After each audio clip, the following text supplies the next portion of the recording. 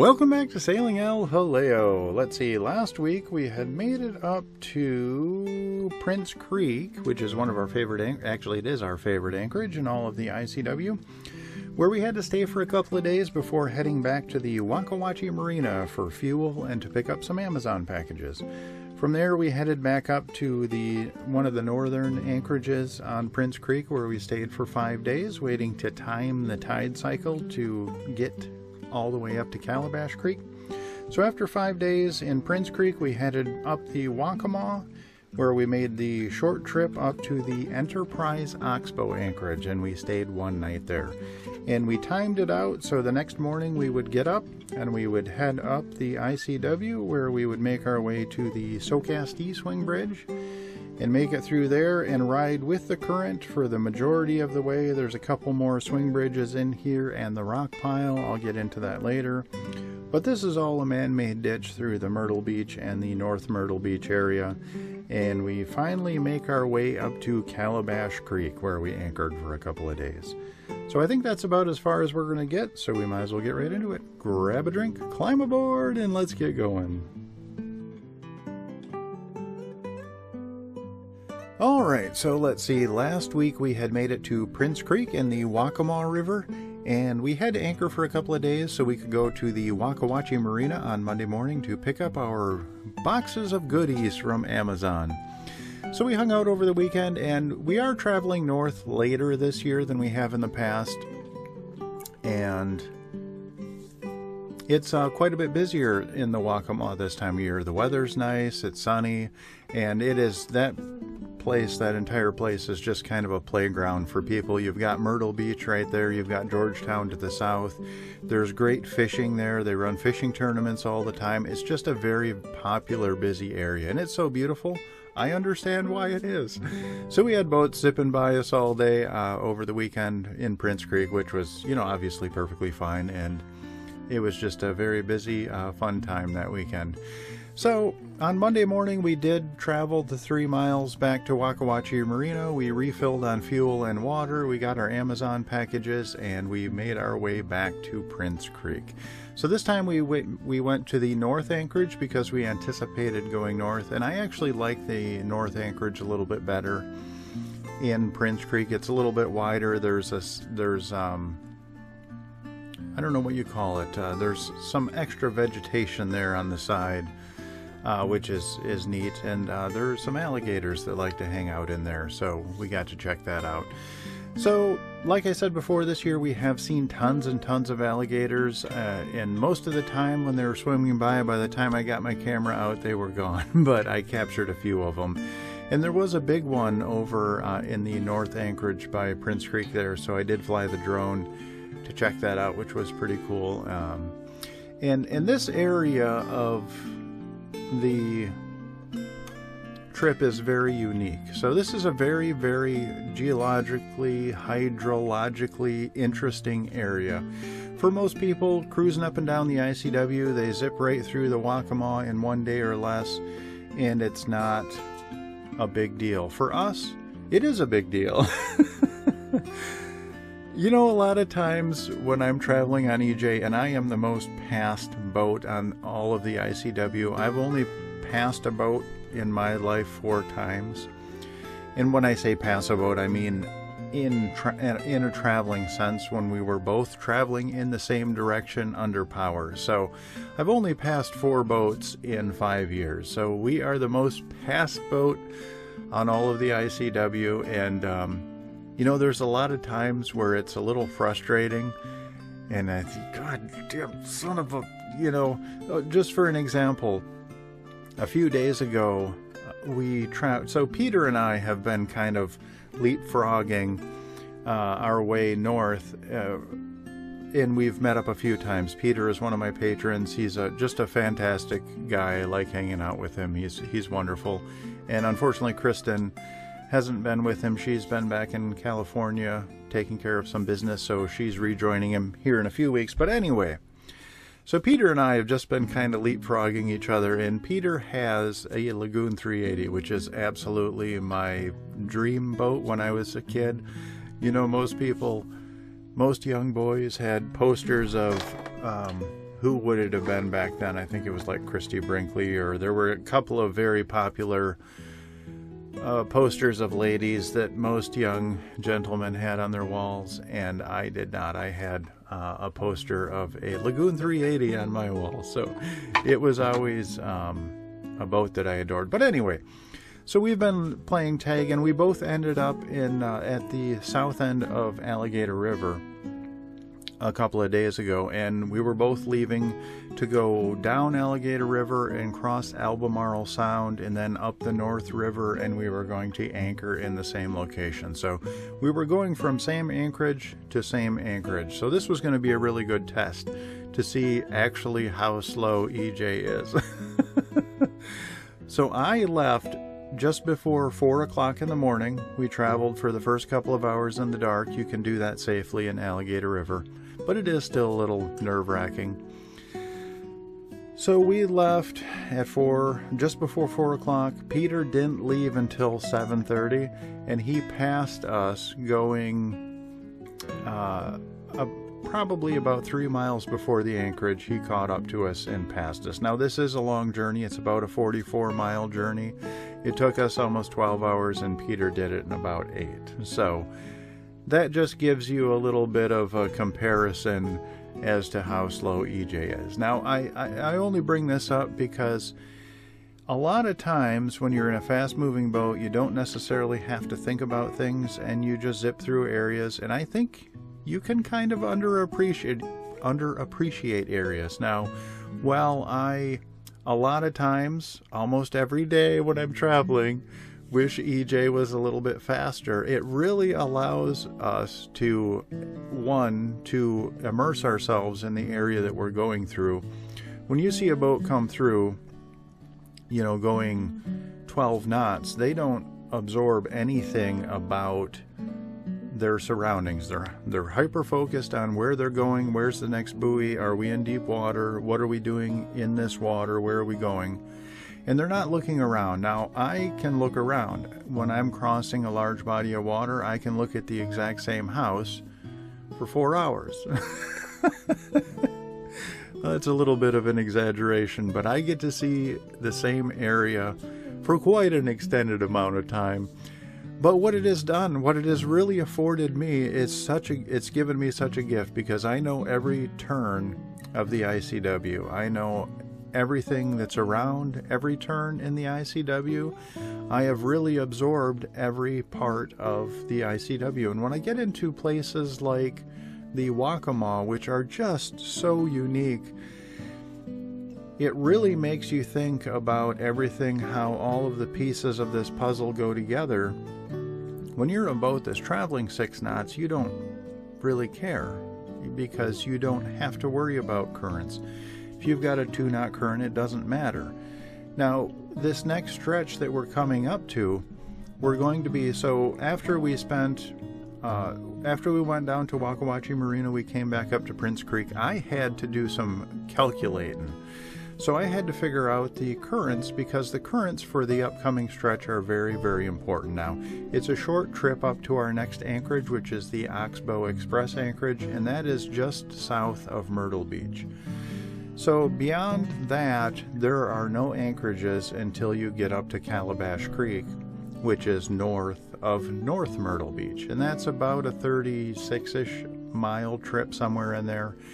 So it's a very long trip, and if you're fighting against the current that entire way, for us, it's very problematic, because we would get to Calabash. Calabash Creek is a great anchorage, but there's only room for maybe about 5 boats in there if everyone anchors courteously. Now, you can't always go down. There's the Little River Inlet there. You can go down there, and there are more anchorages. But so it's not necessarily the end of the world if the Calabash Creek anchorage is full, but down by the coast, you are a little more exposed to the weather. So that's another concern. So my main concern when we travel from Enterprise Oxbow through Myrtle Beach, through North Myrtle Beach to Calabash Creek, is that we get there expeditiously so we can get a spot at Calabash Creek. So, you know, anchorages for me, because we don't ever stay at marinas, they're kind of important. You know, we need to get a good anchorage where we're protected from the elements, where we're protected from the projected winds and all of that stuff. So timing the current through this area is very important for us, because we don't have any other options. Once we put the quarter in the jukebox, we've got to dance to that tune. You know, once we leave Enterprise Oxbow, there's nowhere else for us to go. So that section of the trip has to be planned meticulously. So that really brings up how unique this area, this whole Waccamaw area is, from Winyah Bay all the way up through the Waccamaw area, through Myrtle Beach, through North Myrtle Beach, and then up to the Little River Inlet. Now, that entire stretch of the ICW, from the inlet at Winyah Bay to the inlet at Little River, that's a 70-mile stretch. Now, all of that is one tide swing. So it's very, very complex. Now, what makes it even more complex is the Waccamaw River flows a ton of water. The watershed, I think it's the, is it PD? The PD Delta, I think, is the watershed that is around the Waccamaw area. It's 110 cubic mile area. Square mile. 100 cubic. 110 square mile area, all filters down into the Waccamaw basin there. And that is a crap ton of water coming through there, and that is a lot, and that's why this area is freshwater. You would think, you know, as in most places along the ICW, most of the coastal regions are all saltwater, because the floods, or I'm sorry, the tides come and inundate that doesn't sound right, inundate any fresh water that's coming down. But this is such a big delta for the Waccamaw River, and it flows so much water. During a normal time, the Waccamaw River is flowing over, let's see, it would be, what is it? It's over 40,000, no, that's not right, 36,000, 7 times, yeah, around 5,000 gallons of water per second is coming, and this is just during normal times. Coming out of the Waccamaw River into Winyah Bay is normally flowing about 5,000 gallons per second. So that is a crap ton of fresh water that's being added back in. And that's why this area is freshwater, because that delta is so big that freshwater flow coming down can actually counteract the tide coming up Winyah Bay. So that is why we're in freshwater, and that's why this area is so interesting from a tide and a current perspective. And during the floods, times of floods, the highest recorded flow ever going through the Waccamaw was just shy of 900,000 gallons per second coming out of there. Now that that is a mega flow of fresh water coming out of that area. Now that was during an extreme flood. Like I said, the normal flow is closer to 5,000 gallons per second, but still, that's a lot of water coming down. So, and how this plays into our planning is the currents are, you've got a huge influx of fresh water that's pushing out towards the inlets, and then you've got the tides that are pushing up, or I'm sorry, yeah, the tides that are pushing up from each inlet trying to get into the Waccamaw. So that makes it very interesting to time when you're going to take your journey to get the current going with you. And you can't really get it going with you all of the way, but you can get it going with you for a lot of the way. So what we do is we go up to the Enterprise Oxbow anchorage, and I'll put a map up here, and I'll try and highlight where that is. It is not quite in the middle of between the two inlets, but it is close, and that is really close to the tide transition point. Now, the tide transition between the two inlets. So that's the main thing that we're concerned about, because we try and ride with the current the entire way down a leg of the trip. So what we did this day was I had to time this out so we would get to Enterprise Oxbow, and then if we left very early in the morning, we would get the current going with us 90% of the way down to Calabash Creek. So in order to wait for that tide to match up, we had to spend a week in Prince Creek. Actually, it was about 5 days. So that sucked. It was an awful 5 days. I'm just kidding, of course. We love it in Prince Creek. It was a great 5 days, and when, if we had to wait 10 days for the tide cycle to line up with what would have been most favorable for us, we would have just waited 10 days. So I was glad we got 5 days, because if it had been, only 2 days, that wouldn't have been as good. But so we waited 5 days, then we waited until the current was pushing up to Enterprise Oxbow, and then we would line up. So the way that I line it up is when I'm leaving Enterprise Oxbow, I want the tide to be rising just a little bit, because the current, or the tide transition point, is just a little bit closer to the Little River Inlet than it is to Enterprise Oxbow. Now, if you look at this on a map, you would think that the tide transition point would actually be south of Enterprise Oxbow, because that's approximately halfway between the two inlets. But most of the flow coming out of the watershed, the PD watershed, does flow south through the Waccamaw. So you have more of a flow going south. Now, so this is a little confusing. I don't know how to explain it. Okay, so the tide transition point is closer to the Little River Inlet, and that's where we try to nail. So, and the tide swing here at the Enterprise Oxbow is only about 2 feet, so it's not extreme. And if you're fighting against that current, then it's not as big a deal. Once you get closer, the closer you get to the Little River Inlet, the more the tide, the tide is more extreme there. And the way to think about it, or the way I think about it, is you've got all this volume of fresh water coming down the Waccamaw all the way up from, Conway and even further north of that through this huge 110 square mile watershed. All of that fresh water is coming down.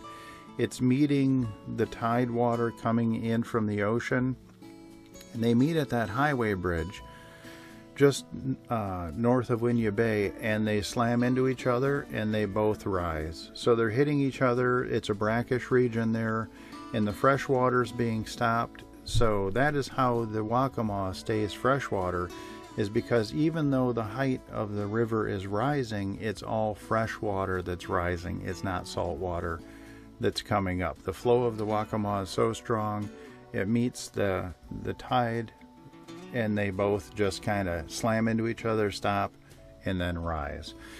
That's the way, at least, that it works out in my mind. So all of that being said, it's just a very interesting area because it is the only time we're in freshwater. We do have to time it perfectly.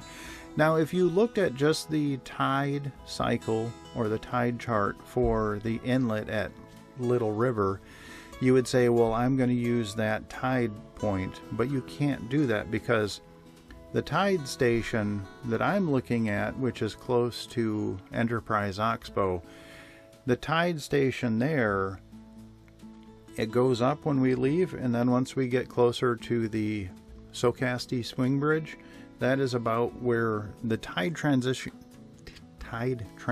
point is actually just a little bit further south of that. But we always try to get in that area when the tide is going to transition, so we'll be going with it the entire way. So once the tide starts to drop after the S06E swing bridge, then we're riding with that current all the way out to sea. But if you simultaneously look at that tide station and then you cross-reference that with the tide station that's out at the Little River Inlet, you'll see the tide is already starting to come back in at the Little River Inlet while it's going out at the Socastee Swing Bridge. So they're in complete opposition to one another, and that's because there's a 30-mile difference between the two locations. So there is definitely a delay when that tide surges up into any area. There's another instance of that in the Stono River. So in between, let's see, it would be the Edisto River. From the Edisto River over to Charleston Harbor, actually it'd be the Stono River, there's an inlet there. So that river system there is massive as well, and it's so long that there again, it's not quite as long as this river system, but that river system is so long that when you're in the center of it, what's happening where you're at is very different than what's happening at the inlet, because there's such a delay between the two locations. When I first started cruising, I would always look at the tide station at the inlet, and that is absolutely the wrong thing to do. And I was always fighting against the current, and I couldn't figure out why. But then finally it clicks that, oh yeah, we're 30 miles away, there's a massive delay, and that's not how this works out. So, you just kind of have to take those lumps and go through that learning process. But I am so fortunate because I am in a slow-moving boat, and I have to look at all of these things, and it really makes me aware of where I am and what's going on and all of the different aspects that go into the hydrology and the water flow of an area versus someone who's traveling, in a power boat at 12 knots coming through an area where they're just worried about not hitting anything. And I'm not saying one way is better than the other, but it's so great because I get to learn a lot more about an area that I'm traveling through, just because the pace I'm traveling is more leisurely. So anyway, that was a massive tangent. I just love this area. It is so unique. Okay, let's just move on. So Prince Creek, we were there for about 5 days. We waited until the current was going to push us up to Enterprise Oxbow. It's only about a 9 or 10 mile trip. It's very nice getting up there. Then you're leaving the Waccamaw. Once you get north of Enterprise Oxbow, you get up to the Socastee Swing Bridge.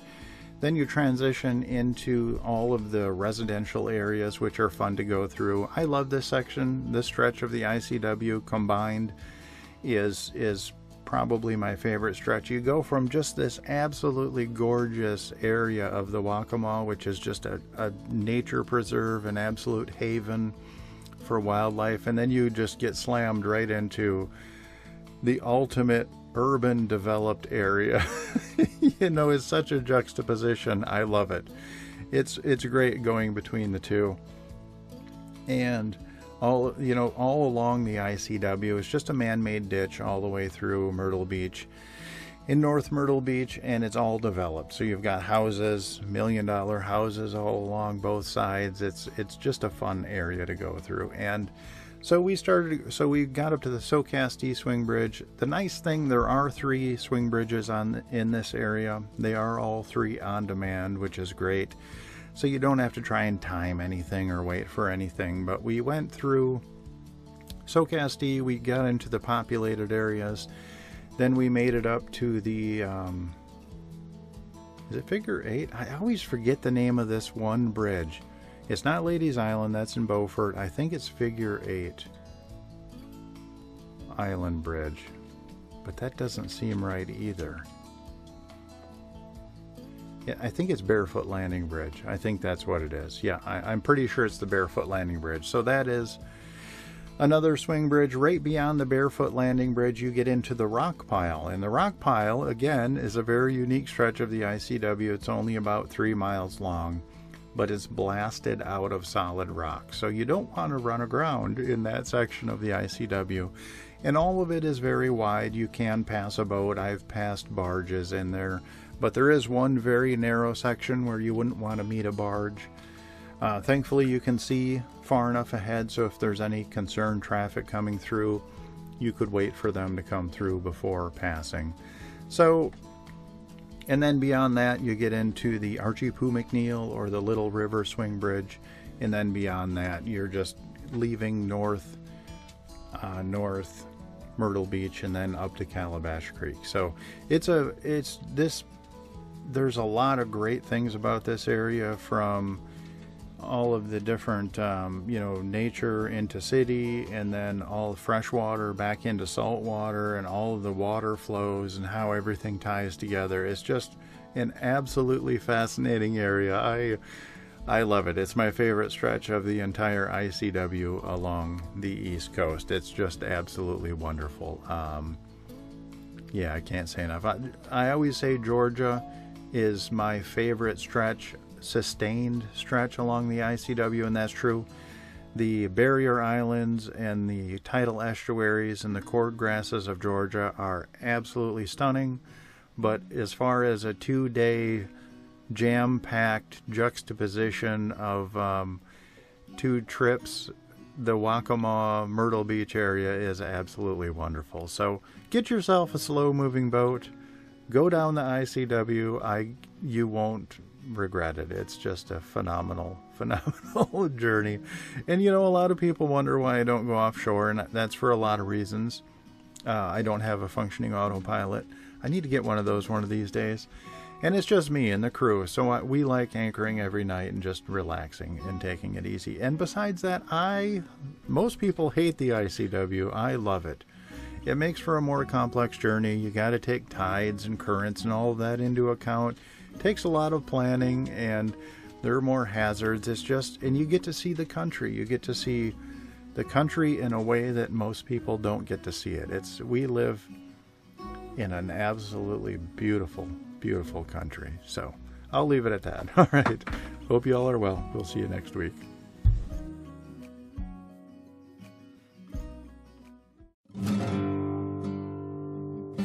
And that's all we have time for this week. I would love to give a massive shout out to my Patreon crew. Without your guys' support, I would have stopped making these videos years ago. And my Patreon crew is Joan and Juddy Judnick, Val and Chris Alcorn, Eli Sackett, Sherry Erickson, Deb Shaw, Matthew Spotton, Kristen Ashton and Peter Allen, Natalie Linehan, Robert and Tricia Johnson, Daniel Wengert, and Russell and Lois Dunn. Thank you guys so very much. You guys are literally keeping us going, so we very much appreciate it. I do have one legacy patron member, and her name is Joan Linbo. Unfortunately, she has passed on, but she lives on in our hearts forever. We really do miss you, Joan. If you are interested in joining our Patreon crew, there is a link in the description down below that'll take you to our Patreon page, where you can sign up for free, and there are literally thousands of behind-the-scenes photos and videos of our travels. So that's just a way to keep in touch and interact with us on a more personal level. If you do like our videos, please like, comment, and subscribe. That helps out more than you'll ever know, and it doesn't cost you a thing. I guess that'll do it for this week. I hope you all are well, and we'll see you next week.